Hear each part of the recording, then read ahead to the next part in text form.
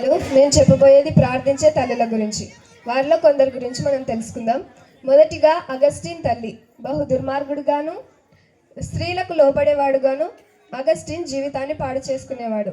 Augustine అనే యవనస్తుని కొరకు అతని తల్లి అయిన మోనిక కన్నీటితో మొర్రపెట్టి రక్షణలోనికి నడిపించుకుంది. ఆ తర్వాత రక్షింపబడిన తర్వాత అగస్టిన్ ఒక మాట అన్నాడు. అదేంటంటే, నా తల్లి కన్నీటి ప్రార్థన ప్రవాహంలో నేను దేవుని రాజ్యంలోని కొట్టుకొని వచ్చాను అని సాక్ష్యం చెప్పాడు. రెండవదిగా జాన్ హాస్ తల్లి. జాన్ హాస్ యొక్క తల్లి గొప్ప దైవభక్తి కలిగిన ఉత్తమురాలు.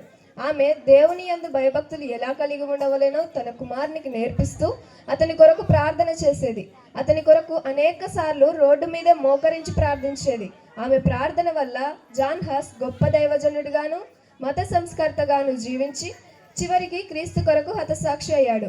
మూడవదిగా మేరీ స్లెస్సర్ తల్లి. ఆఫ్రికా దేశానికి మిషనరీగా వెళ్ళిన మేరీ స్లెస్సర్ యొక్క తల్లి గొప్ప భక్తురాలు. ఆమె ప్రార్థనా పరురాలు కూడా. చిన్న వయసు నుండి తన బిడ్డకు ఆఫ్రికా దేశంలో స్వార్థ అవసరతను గురించి వివరిస్తూ యేసు కొరకు సాక్షిగా జీవించాలి అని బోధించింది. అలాగూ తల్లి చేతుల్లో మిషనరీగా తీర్చిదిద్దబడ్డ మేరీ స్లెస్సర్ ఆఫ్రికా దేశానికి వెళ్ళి అనేక ఆత్మలను రక్షించెను. అలాగే ఇక్కడ ఉన్న తల్లిదండ్రులైన వారందరూ కూడా మీ పిల్లలను దేవుని కొరకు ఉపయోగపడేవారిగా, గొప్ప ప్రయోజకులయ్యేవారిగా, వారి కొరకు ప్రార్థన చేసే తల్లులుగా, తండ్రులుగా ఉండాలి. తల్లిదండ్రుల ప్రార్థన వారి భవిష్యత్తుకు మేలు చేస్తుంది.